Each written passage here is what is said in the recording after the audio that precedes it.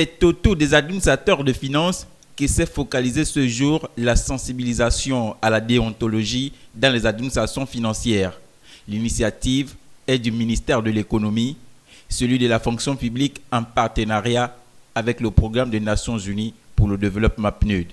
L'objectif général consiste à sensibiliser les fonctionnaires des régies financières et des administrations locales sur les droits et obligations, les contraintes et suggestions liées à leur mission financière en matière de recettes et de dépenses. L'atelier de sensibilisation sur la déontologie financière s'inscrit dans le cadre des activités du projet d'appui à la Commission nationale de lutte contre l'enrichissement illicite, CNL-CEI en sigle, ainsi que l'Agence nationale de l'investigation financière, l'ANIF, et plus précisément dans le cadre du projet PACLEI administré par le PNUD.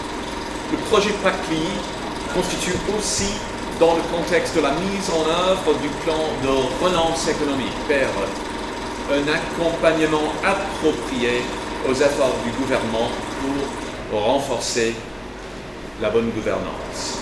L'ouverture officielle de ces assises d'échange d'expérience et de savoir a été lancée par le secrétaire général du ministère de l'économie.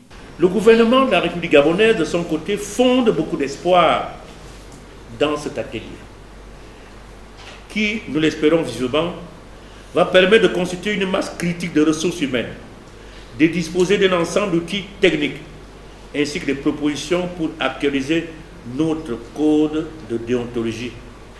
C'est pour nous une question essentielle qui nous permettra de renforcer la lutte contre les dérives diverses.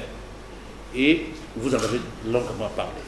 En vous souhaitant des échanges productifs et instructifs, je déclare ouvert l'atelier de sensibilisation de la déontologie dans l'administration publique. Durant 3 jours, ces femmes et hommes devront se pencher sur plusieurs thématiques.